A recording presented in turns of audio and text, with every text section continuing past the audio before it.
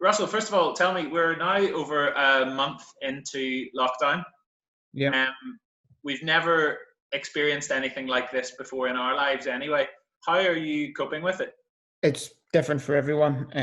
Nobody has the experience or whatever, but even at the start or just before the lockdown came in place, I'd been in America and I crashed my bike and broke my collarbone.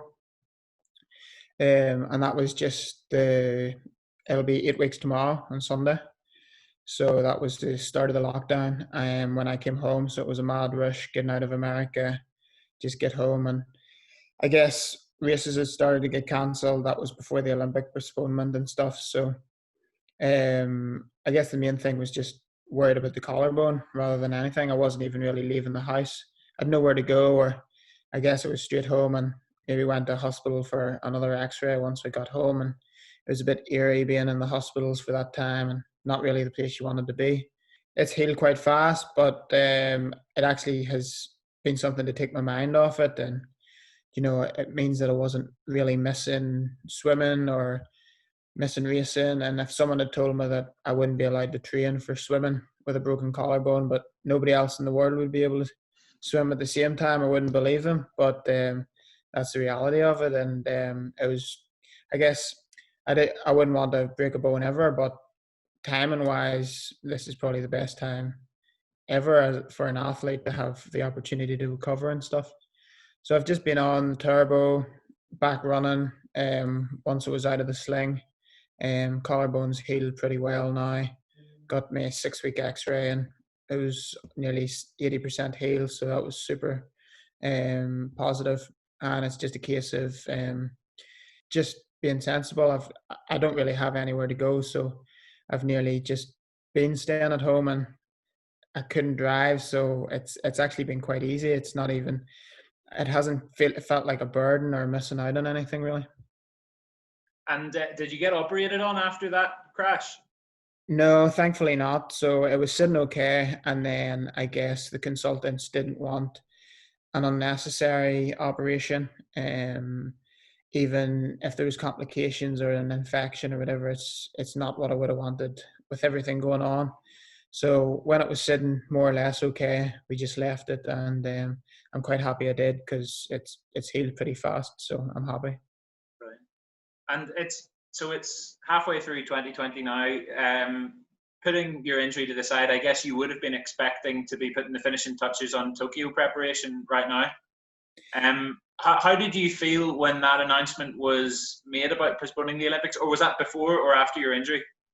It was after the injury. So when I was in America, I've actually been in a weird position where I've raced 5 times this year, which is a lot more than most triathletes because it started quite early. Because the position I am with Olympic qualification, I'm holding one of the very last slots. So I'm in the simulation, but my world ranking has slipped a little. So I was trying to do smaller races that would get me world ranking points to get into, say, World Cups and World Series comfortably so that I could defend my slot. So I'd raced 5 times, and I was doing a few Continental Cups and leading into a World Cup in Florida. And it was a bit of a whirlwind. Those races started getting cancelled when we were over in Florida. And when it first happened, we were like, okay, maybe there's Brasilia, there's Bermuda, WTS. We'll maybe just stay in Florida for a training camp and just get ready for that. It might blow over quick. It's maybe just because Trump had brought in the travel ban, so all athletes weren't able to get there. So everything was changing day by day. Then it got more serious with the ban, and we knew sort of Brasilia and Bermuda might not go ahead, so we came straight home.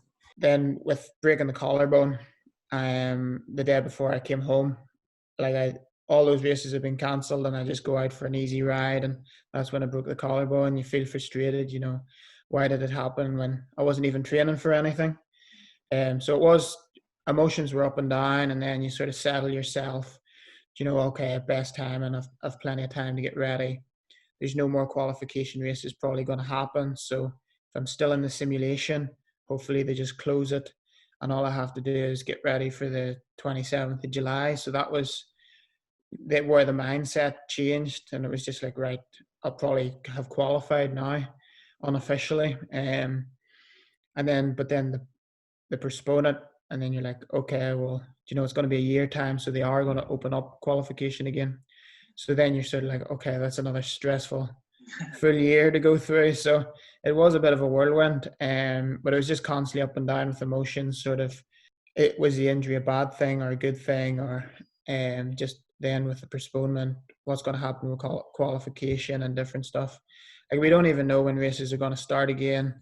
The ITU have released a lot of press releases with no real answers, but other than that, it's just going to be on fairness and equality, and when all athletes across the world can sort of have the ability to train again, then races will start. So they were talking maybe 45 days after all countries are able to train normally before a qualification race would come up. So you're talking that you need all these lockdowns to nearly just close or just finish, and then another 45 days before even a race can happen. So it's a long way away, maybe sort of September, October time, but the likelihood it could just be back into the start of 2021. For people listening to this, could you explain how that qualification process works? You mentioned the simulation. So it's more on points. It works on a 2-year cycle, 2 years out from the games. So I guess if we forget about the postponement, just for ease of explanation, so Yokohama 2 years ago would have been the first qualification race, and that would have went around 2 years to just before Yokohama this year, which would have been around about first weekend of May. So that's, if the games had been happening in July, all qualification would have closed sort of start of May, this weekend. It's actually quite scary to think it would have been this weekend. It would have been the last chance to qualify. So there's only going to be 55 athletes on the men's start list, same as the women's. The initial slots get selected by the relay teams. So Ireland doesn't currently have a relay team qualified.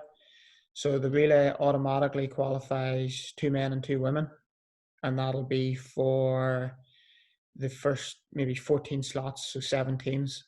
And then after that, to get a third athlete for each country, all 3 of those athletes need to be in the top 30 in the simulation. And then after that, it's individual athletes down to the 55 mark. But it's not quite dead on 55, because some countries may have more of their quota. They may have more than the 2 athletes or the 3 athletes. Say a bigger country like France or Australia, or so those names get taken off the list and people will move up. So it's really just that's why it's known as a simulation. It's pretty fluid, and then you do have your race, and all the races count towards world ranking points, that you're trying to keep that up at the same time to make sure you're on the start lists. And with that Olympic simulation, it's only World Series and World Cups, which is the 2 highest levels of the triathlon for ITU. So anything below doesn't actually qualify for the Olympics.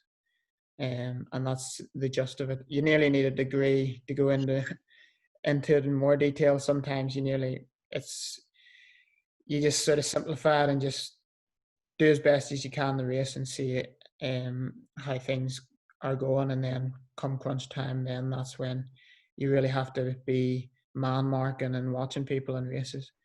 Like, it would have been interesting this start of the year, even the World Series, there always becomes races within races, because there are athletes maybe in my position that you're sort of down in that, near that cutoff point, where there's guys that you're competing against for the slot ahead or the slot behind. So people might be watching the race, like watching the podium and who's going to be in the top 10, but there will always be races between races as it's getting closer. So it is always an interesting time of the year coming into the Olympics. That's interesting. So it's almost kind of like the Tour de France or a big cycling race where people might be in the peloton, but they're watching one rider that they want to avoid going ahead of them. Yeah. Yeah, definitely. Yeah. Oh, interesting.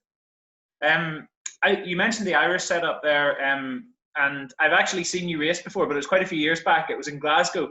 Me and a few friends went across to the Commonwealths, and we were there, sort of with our Northern Ireland tops on, cheering on the Northern Irish mixed relay team. And I remember you were in it along with who was there? Aileen Reid and Emer Mullen and Connor as well, wasn't it? Yeah, that was the Northern Ireland squad for. And you did really well that day. I remember you beat a few of the British teams. And what are your memories of that day? Well, I went to university in Stirling, and that was around the time of Glasgow. And my sister had went to university in Glasgow, and Scotland being so close, it's even though Birmingham's coming up for the next Commonwealth Games, Glasgow will always be sort of the closest home games of any sort that I'll potentially compete in. I drove from my house in university straight into the athlete village in 30 minutes for that game. So it was definitely a unique experience. I hadn't been in the mix or at the forefront of a really big race of that caliber. So that was super exciting. And it was a great experience and phenomenal weather in Glasgow that nobody expected, and more or less a home crowd and family that, it was easy for them to all come across and watch, which isn't always easy when we're racing all over the world, but somewhere like Glasgow was super good. And like you mentioned, you were there. There was definitely a lot of Northern Irish support and people from back home that came over to watch because it was so accessible. But it was a phenomenal experience. In recent years, you've been kind of pushing more towards the sharp end of getting out of the water first with some of the really top swimmers in the World Series races. Can you give me a flavour of what it's like to be in that environment where you're at the top end of a World Series race? You're surrounded by, I'm sure, triathletes you looked up to when you were coming through yourself. What does it feel like when you're in the middle of a race like that? So sometimes you're in the zone and you wouldn't think about it, and it's nearly till afterwards that it sort of dawns on you, just who was around you or what the situation was like. But I guess I came from a swimming background. I swam all my life at like Lisburn. I moved to Lisburn Swim Club after I'd done my 11 plus when I was 11, and swam right up until I didn't start triathlon until I was upper sixth at 17, 18, which was slightly later than most. So it was mainly, my background was always swimming and maybe hockey for school. But moving into triathlon, you start off, I didn't really have a junior career, so with coming in sort of at 18. So I was learning at the deep end, or thrown in at the deep end, and learning how to cope with those open water skills, and you sort of always consider yourself as a good swimmer, but then you're maybe not always having great swims at the start. So there was definitely a learning curve, and thankfully the past couple of years I have been getting out more at the pointy end. But there's races, I guess, Leeds WTS, I guess 2016 was one of my better seasons, sort of WTS level. And I was 11th in Leeds, and you're sort of in a bike pack with Gomez and running out of transition, starting the run even with Gomez on your shoulder and coming past you and sort of actually feeling good, and I'm not going away too much. And there's a guy that even before 2010 that I was watching being sort of world champion going into Beijing Olympics in 2008. So this guy's a legend and a bit of a hero. And there's other races where Rotterdam, the grand final that year, when it's Gomez, Richard Murray, Mola, Johnny Brownlee, and it's sometimes you see photos after the race and you're like, you don't believe that you're sort of just tucked in behind these guys or they're sitting on your wheel. But I think if I was to start thinking during the race that, these guys are heroes or these guys, are phenomenal athletes, I think you just have to nearly pinch yourself sometimes and say, like, you're beside them for a reason. Like, you're not there to make up numbers. And I guess that's probably the one thing that changed recently. Even just before that 2016 season, I'd started to believe in my swimming and my biking, but I hadn't that belief in my run. So I was maybe my mentally looking back at probably my race was over sort of at T2. Didn't have that belief that then I could keep pushing for the results off the bike, but I was already at the front with those guys, so anything could happen. And it wasn't until sort of getting that belief in the run that you're sort of in with those guys for 2/3 of the race, and it's just a case of then just that run fitness building up, and the belief in yourself then coming off the bike, and that you're able to compete with those type of guys. Can there be a bit of a tense atmosphere in the races sometimes? Like, are people throwing elbows in the swim, or like passing comments when you're on the bike? Yeah, it is. It's like, it's tense and it's nervous and nerve wracking, and I guess even that day that I had probably the best WTS result of 11th in 2016. Both Gomez and Alistair Brownlee hadn't done much racing up until that Leeds race. So I was maybe ranked sort of mid-20s, and I was on the start line sandwiched between Alistair Brownlee and Gomez.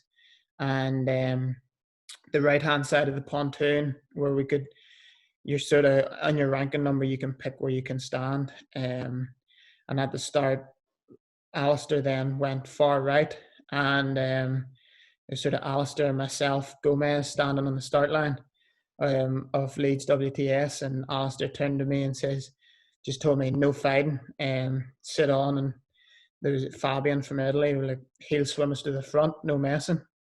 And I was like, don't worry, I'm not going to cause much trouble here. And I dive in, and Gomez had a faster start, and I was maybe on his hip, and Alistair was on my hip.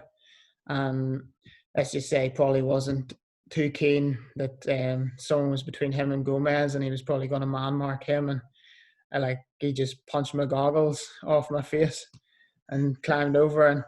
But it was one of those things, is like, I was still in a good position. I couldn't fight back. I was like, right, I'll just sit on and just see how this goes. But like, it can be rough like that, and there is guys like, sometimes you could say, like, that mentality from Alistair was brutal and it shouldn't count, but it nearly actually shows the caliber. Like, anything goes with him, like, that is him in race mode. But then on the bike, it's just always tense that you're so many bodies around, tight technical courses. It's not even like Tour de France type racing where it's, wider, completely open roads. Say for an Olympic distance over 40K, we might have 8 laps. So there's dead turns, 90-degree corners. If it rains, it's slippy. So there is that tension until you get off the bike. It's always there. I think more so even from my mum watching races. It's like, as soon as you get on the T2, then she can breathe, kind of thing. It's the dangers sort of settles. Last question I want to ask about you. What are the main aspects of your own performance that you would like to develop before Tokyo 2021, as it is, comes around? I guess the running is still my weakest. The past couple of years, it has improved. I've always been a strong swim biker, but I've maybe been at the pointy end for most of the race, and then not came away with the results I would like due to the run form.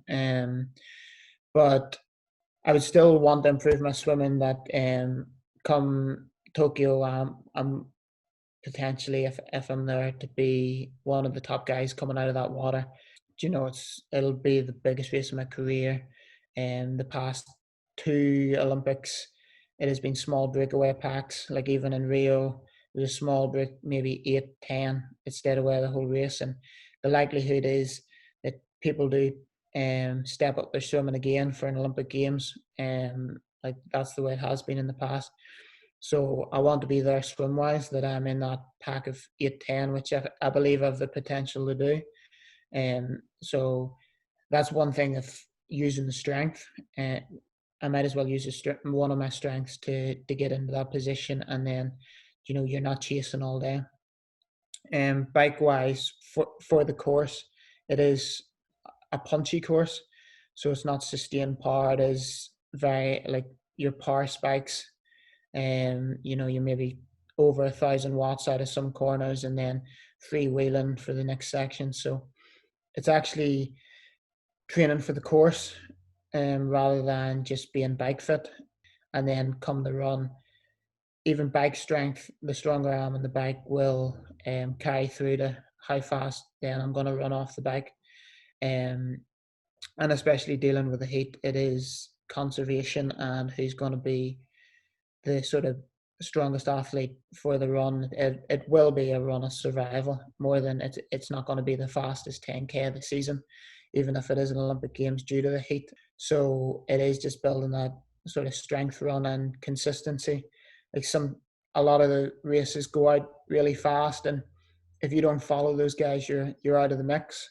Whereas with the heat in Tokyo, it could be a race where you just race to your plan. You decide what you think you can run for that 10K on that day, and run at your own pace, and people will come back to you. Because if I'm at the Olympic Games, even though it's a dream to be at the Olympic Games, you don't want to go to the Olympic Games to make up numbers. So you want to be counted, and especially coming out of the swim, if it all goes well and being in the front pack, you don't want everybody watching you on TV and saying, "Oh, we've seen you for the swimming and the bike, and then there was no more footage of you," kind of thing. And that's not the position you want to be in. So it is just getting those run legs to stay in front of our camera for the rest of the race. Yeah, we'll all be right behind you. Good man. Yeah. The very last thing I want to ask you, a bit of a fun question. If you had to form a dream relay team using triathletes currently competing today in the World Series. Oh, that's an interesting one. There was 2 years I'd raced Hamburg, and Hamburg was always sort of the unofficial relay world champs. And both years I was always on the transfer on the Sunday morning with Flora Duffy, going home, because we were both from countries that didn't have relay teams. And we all both years we joked that we could have a sort of multinational relay team, just to have the opportunity to race, because both of us, apart from Commonwealth Games, she had a team for Bermuda and Commonwealth Games, which was good to see as well. We joked that we could make a multinational team. So Flora Duffy would definitely be one of the girls to bring in, and I guess on current form and even how she competes in relays, Katie Zafiris is probably one of the strongest girls for a relay team, and someone that doesn't have to have people around her, and they can dictate the race themselves. And even for those two girls, you wouldn't even need to decide who went first and who went third. Like, they would both do the same job. I guess I'd have my home dream team. I'd have to put myself in it that I'm there. And for another guy, I would actually pick Gomez as an all-round athlete. The fact that he even went to Ironman and then back to ITU racing this year and still making the podiums in Bermuda and Leeds just shows his versatility. But he's an athlete that we probably haven't actually seen in many relay teams. Spain haven't always hosted or put out a strong relay team. Like Mola and Gomez, for being sort of multiple world champions in ITU, haven't really done that many relays. So, but I still have great belief that Gomez wouldn't really mess it up for you. So I think he'll be a safe bet.